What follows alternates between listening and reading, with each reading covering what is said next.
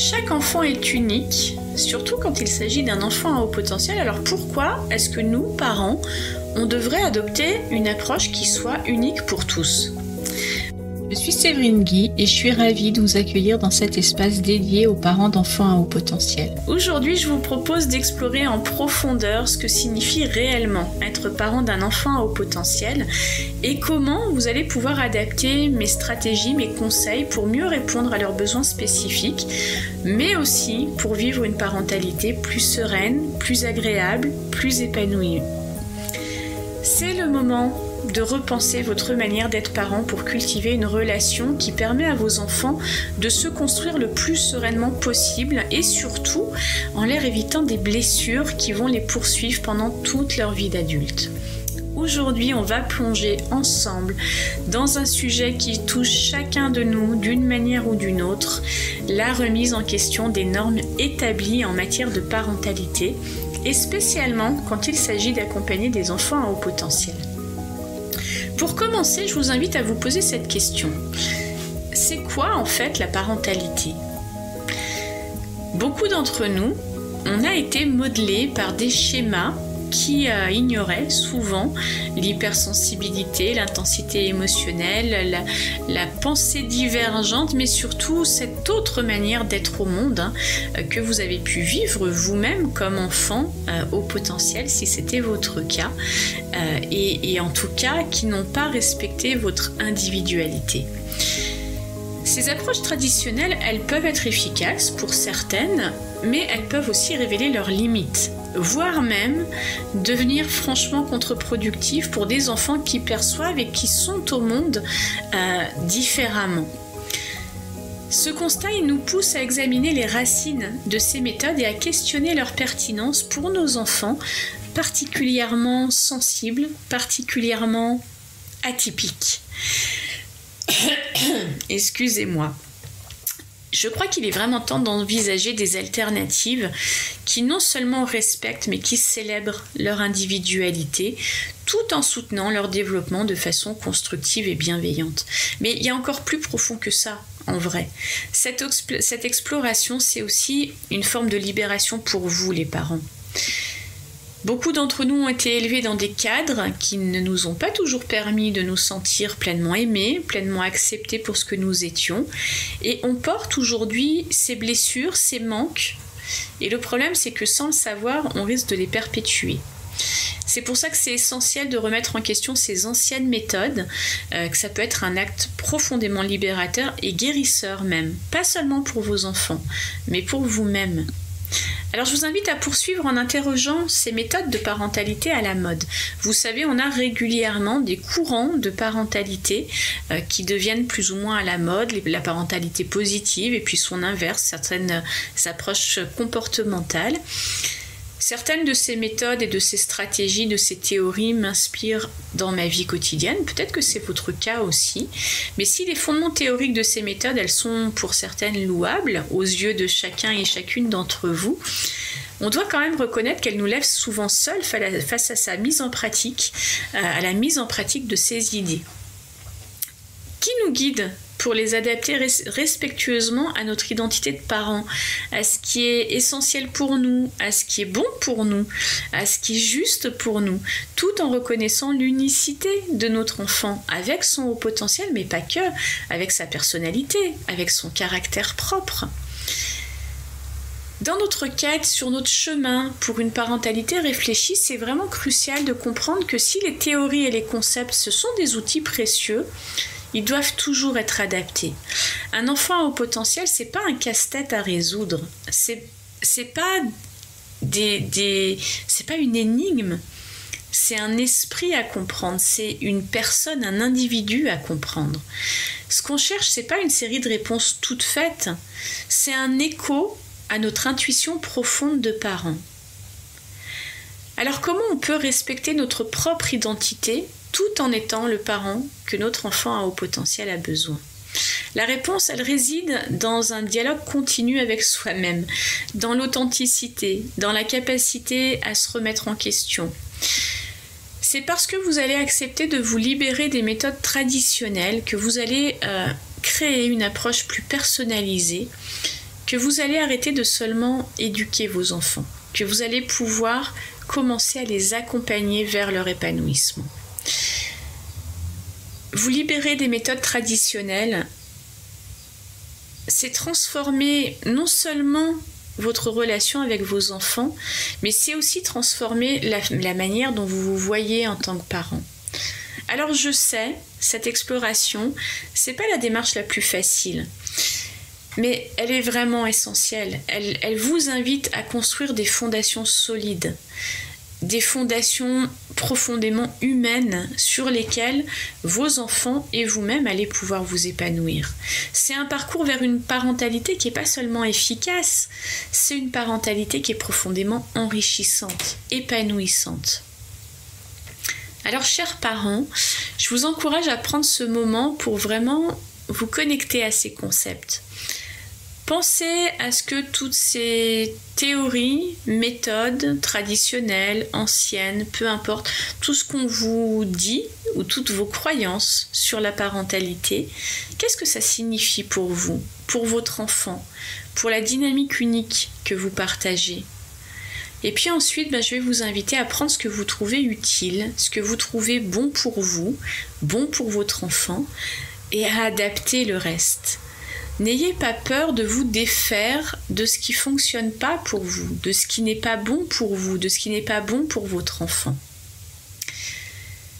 Je vais vous inviter maintenant à plonger dans un aspect tout aussi crucial de la parentalité, mais qui est souvent négligé, l'impact de notre propre éducation sur nos méthodes parentales actuelles. Tous, chacun d'entre nous, dans une certaine mesure, nous sommes des échos de nos expériences passées et comprendre ce phénomène, c'est essentiel pour forger une relation saine et adaptative avec nos enfants. C'est fréquent que nos premières références en matière de parentalité, logiquement, proviennent de nos propres parents. Les méthodes qu'ils ont employées, les réactions qu'ils ont eues, même les attentes parfois qu'ils ont placées sur nous, tout ça, ça façonne profondément notre manière d'être parents. Mais là aussi, comme pour les méthodes de parentalité, c'est important de s'interroger. Est-ce que ces méthodes qui vous ont été transmises par vos parents, est-ce qu'elles sont adaptées aux parents que vous avez envie d'être aujourd'hui? Et puis, est-ce qu'elles sont adaptées au fonctionnement de votre enfant, à son haut potentiel, à sa personnalité, à son tempérament? Ou est-ce que c'est juste des répétitions de ce que vous avez connu?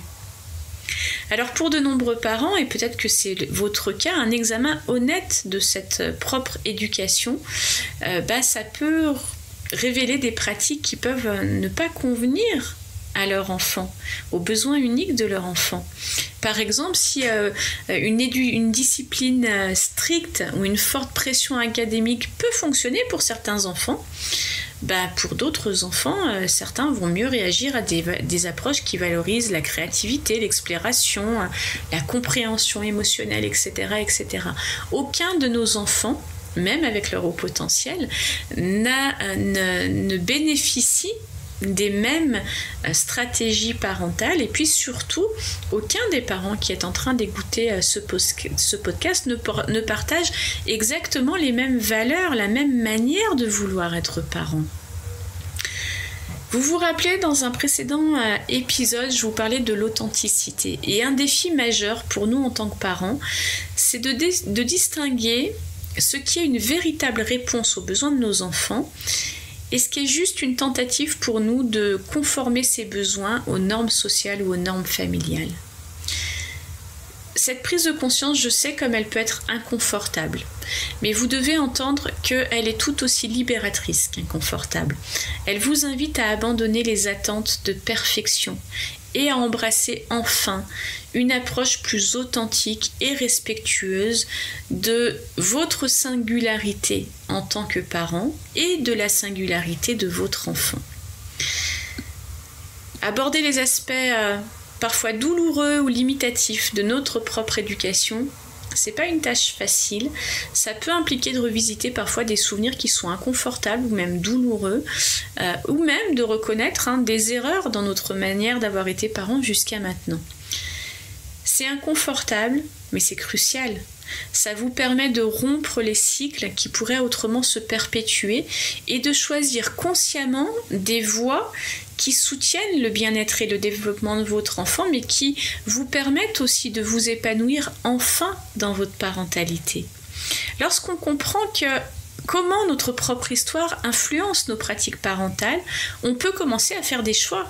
On peut commencer à faire des choix éclairés. Ça peut signifier adopter des stratégies de communication différentes qui vont plutôt encourager l'expression ouverte plutôt que le conformisme, choisir des méthodes disciplinaires qui renforcent l'estime de soi plutôt que la soumission. C'est choisir ce qui est bon et juste pour vous et pour votre enfant. Et puis il y a un domaine qui est souvent négligé dans l'éducation traditionnelle, c'est l'éducation émotionnelle. Je vous en parlais dans un précédent épisode. Si vous ne l'avez pas écouté, je vous invite à revisiter la chaîne et aller chercher cet épisode. Mais pour les enfants à haut potentiel, développer une intelligence émotionnelle, tant chez eux que chez vous, chers parents, c'est essentiel. Ça implique non seulement de reconnaître, mais aussi de réguler ses propres émotions, et puis de comprendre et de répondre de manière appropriée aux émotions complexes de vos enfants. Vous l'avez compris, comprendre notre propre éducation et son impact sur notre style parental, ça ne vise pas à nous culpabiliser pour les erreurs passées, ni même à en vouloir à vos parents. La dynamique, le chemin que je vous invite à emprunter aujourd'hui, c'est plutôt à vous équiper pour faire des choix plus conscients et adaptés à quel parent est-ce que vous avez envie d'être, qu'est-ce qui est important pour vous aujourd'hui, et puis qu'est-ce qui est juste et bon pour vos enfants aussi. C'est parce que vous allez briser les chaînes des attentes traditionnelles et de la société et de la famille, et que vous allez adopter une approche plus personnalisée, respectueuse, que vous allez ouvrir la voie à une relation plus épanouissante et plus soutenante avec vos enfants. Je vous rappelle que c'est la qualité de la relation que vous entretenez avec vos enfants qui va vous permettre de relever de manière sereine et même parfois avec un certain plaisir certains des défis qui ne vont pas manquer de continuer à se présenter sur votre chemin de parentalité. Alors, chers parents, je vous encourage à prendre le temps après cet épisode de réfléchir à votre propre éducation, à la manière dont elle façonne vos interactions avec vos enfants.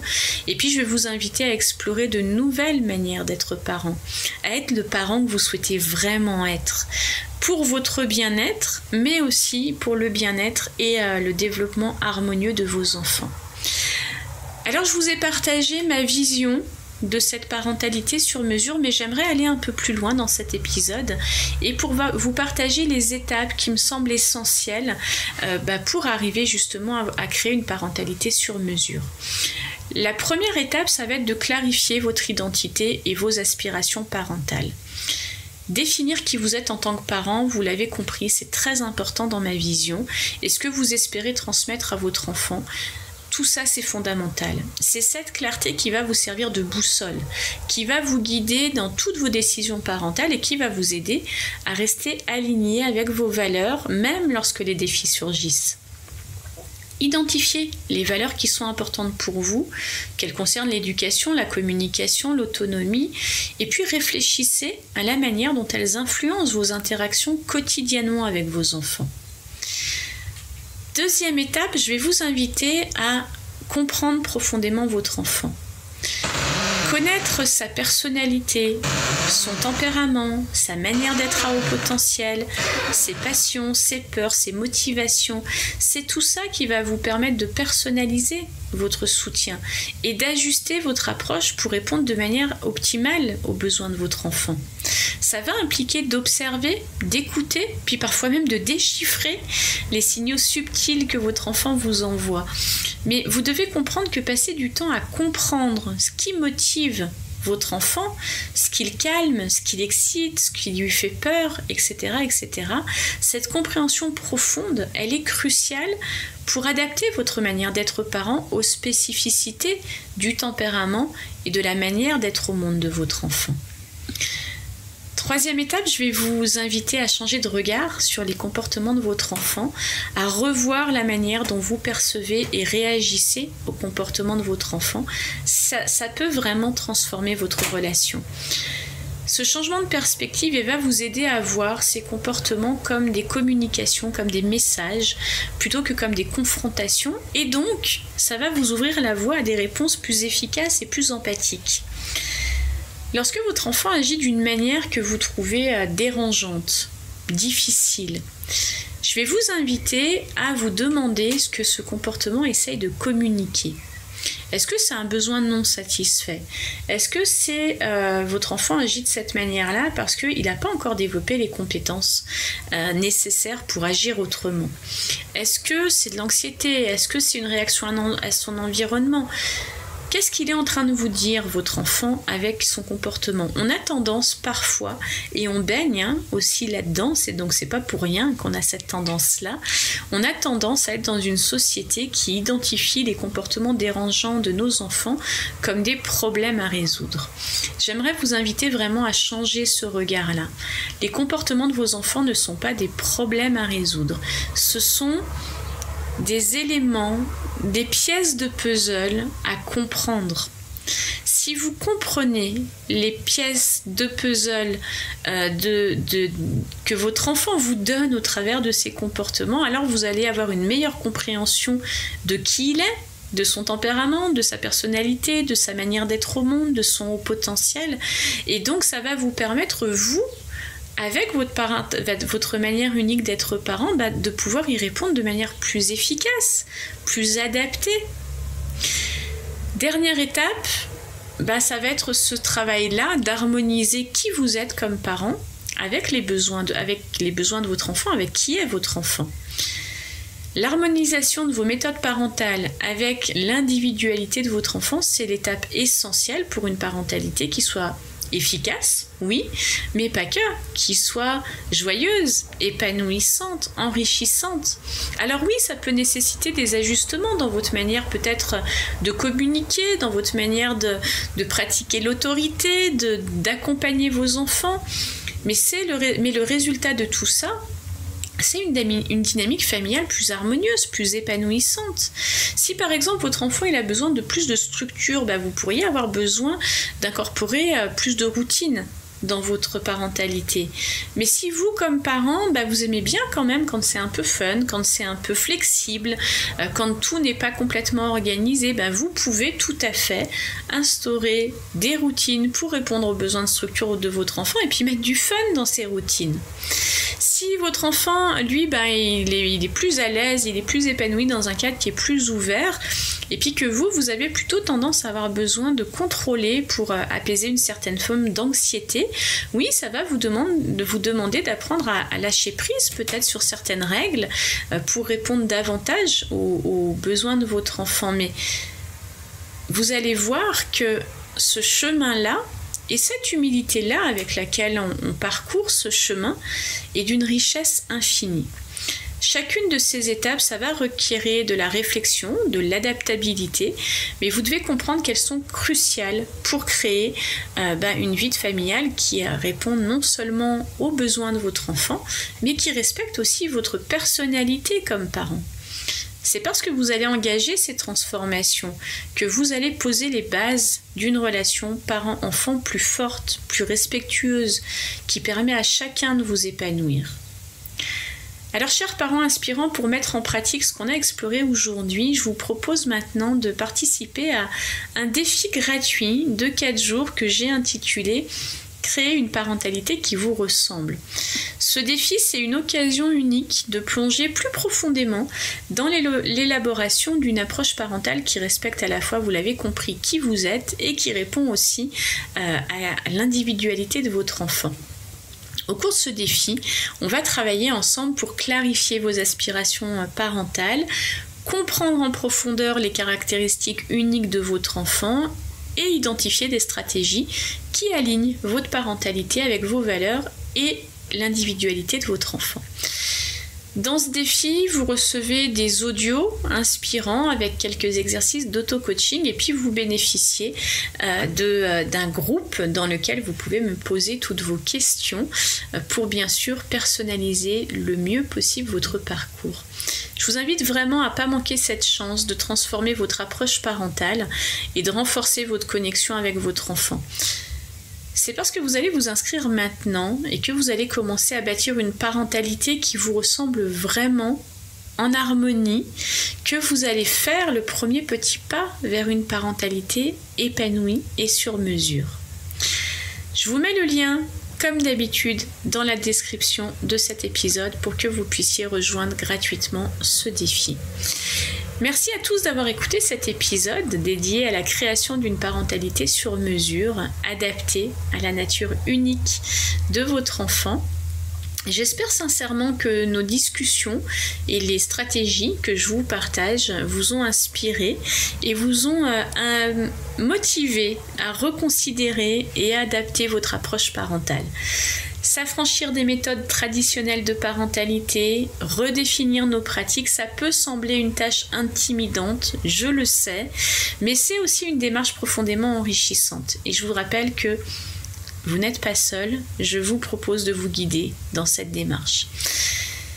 Ce chemin, il vous invite à bâtir une relation plus authentique, plus profonde et infiniment plus satisfaisante avec vos enfants.